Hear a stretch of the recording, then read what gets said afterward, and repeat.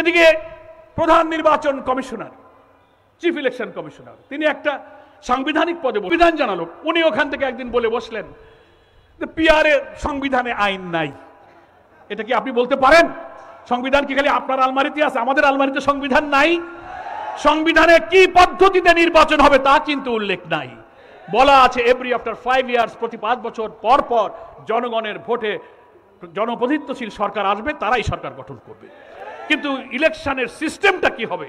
Traditional system, PR পদ্ধতি, যে কোনো সিস্টেমের কথা ওখানে আলাদা করে কোনো উল্লেখ নাই। এটা সরকার, রাজনৈতিক দল, স্টেক হোল্ডার, ইলেকশন কমিশন আলাপ আলোচনার ভিত্তিতে আমরা সিদ্ধান্ত নিতে পারি। তো ফলে আপনি প্রধান নির্বাচন কমিশনার হিসেবে চট করে একটা মন্তব্য করে দিলেন সংবিধানে পিআর এর কথা নাই। তাহলে এখন যে পদ্ধতি আছে এটা কি সংবিধানে আছে? এটাও তো নাই।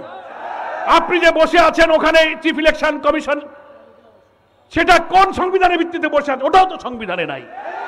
আপনি যে আগামী 26 ফেব্রুয়ারিতে ইলেকশন করবেন সেটা কোন সংবিধানে আছে? আপনি যদি শেখ হাসিনার সংবিধান অনুযায়ী প্রতি 5 বছর পর পর নির্বাচনের বিধান মানতে চান, তো গত নির্বাচন হচ্ছে কত সালে? 24 সালে। 5 বছর পর হতে গেলে 29-এ হইতে হয়। তা আপনি 26-এ যে ইলেকশন করবেন সেটা কোন সংবিধানে আছে? ফলে সংবিধান এখানে আমাদের কাছে বড় কথা নয়। বড় কথা হচ্ছে 24 জুলাইয়ের গণ অভ্যুত্থানের যে গণ আকাঙ্ক্ষাকে আপনাকে ধারণ করতে হবে। বাংলাদেশের সংবিধানে will of the people, article 7 অনুচ্ছেদে বলা আছে জনগণের আকাঙ্ক্ষাই হচ্ছে সংবিধান। 17 বছরের স্বৈর শাসনকে এক সাদর রক্তের বিনিময়ে বিদায় দেওয়ার মধ্য দিয়ে জুলাই অভ্যুত্থানের যে আকাঙ্ক্ষা তৈরি হয়েছিল, সেই আকাঙ্ক্ষার ভিত্তিতে ইউনিসেফ প্রধান উপদেষ্টা, সেই আকাঙ্ক্ষার ভিত্তিতে আপনি চিফ ইলেকশন কমিশনার, সেই আকাঙ্ক্ষার ভিত্তিতে আগামী ইলেকশন। এখানে যেই আমরা পিআরের কথা বলি সেই আপনি সংবিধান দেখান। সাহস থাকলে গণভোট দেন। জনগণের রায়ের প্রতি আমরা শ্রদ্ধা রাখি, আপনি সাহস থাকলে গণভোট দেন। তা না দেখে আপনি গায়ের জোরে ঠেলে নিয়ে চলে যাবেন। মনে রাখবেন, গায়ের জোরে দেশ শাসন করার দিন শেষ হয়ে গেছে। সেই বাংলাদেশ এখন আর সেই বাংলাদেশ নয়। বিরোধী দলকে দমন করে দমন, পীড়ন, খুন, ফাঁসি, জেল, রিমান্ড, আয়নাঘর দিয়ে আজীবন ক্ষমতায় থাকার স্বপ্ন যারা দেখেন, সেই দিন শেষ হয়ে গেছে। আবার এই বিদ্যমান রাষ্ট্র কাঠামোতে আমরা বলতে চাই, মেজর গুরুত্বপূর্ণ সংস্কারগুলো বাস্তবায়ন না করে যদি বিদ্যমান রাষ্ট্র কাঠামোতে আবার নির্বাচন হয়, আরেকটি হাসিনার জন্ম হবে, আরেকটি ফ্যাসিবাদের জন্ম হবে। বাংলার মানুষ তা হতে দেবে না। প্রিয় রংপুরবাসী, এই জুলাই সনদকে আইনি ভিত্তি দিতে হবে। অনেকে প্রশ্ন করছেন আইনি ভিত্তি কিভাবে দেবেন?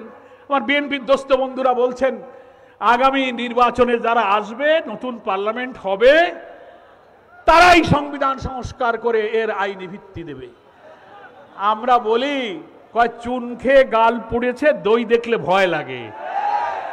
ইতিমধ্যে স্থায়ী কমিটির একজন সদস্য বক্তব্য দিয়েছেন, নির্বাচন এই ঐক্যমত্য কমিশনে এই যে সংস্কার, এই যে কমিশন, এই যে আইন বদলানোর জন্য চেষ্টা করতেছেন, যা বদলাবেন আমরা ক্ষমতায় গিয়ে সব পাল্টায় দেব, সব মুছে দেব। দেখেছেন না বক্তৃতা করেছে।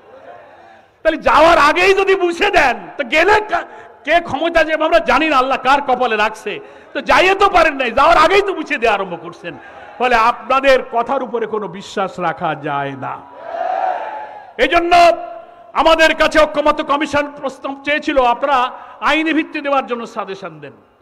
আমরা আমাদের লয়ারদেরকে এক্সপার্ট কমিটি করে আমরা লিখিতভাবে পরামর্শ দিয়েছি, বিভিন্ন দল পরামর্শ দিয়েছে।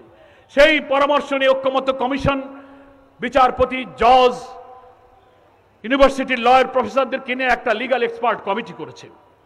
সেই কমিটিতে সিদ্ধান্ত হয়েছে, তারা সুপারিশ করেছে, 2টা অপশন আছে। কয়টা মনে রাখবেন, অনেকে বিভ্রান্তি করায়। 2টা পদ্ধতি। একটা হচ্ছে একটা কনস্টিটিউশন অর্ডার 2025, একটা সংবিধান আদেশ জারি করতে হবে রাষ্ট্রপতিকে। কি দিয়ে?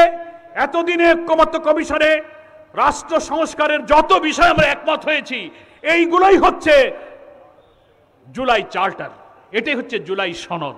এটাকে সমস্ত সংসারের বিষয়গুলো, সমস্ত সংস্কারের বিষয়গুলোকে জুলাই সনদের মধ্যে অন্তর্ভুক্ত করে এটাকে এই জুলাই সনদের মর্যাদা দিয়ে আইনি ভিত্তি দিয়ে এর ভিত্তিতে আগামী নির্বাচন করতে হবে। এটাই হচ্ছে আইনি ভিত্তি।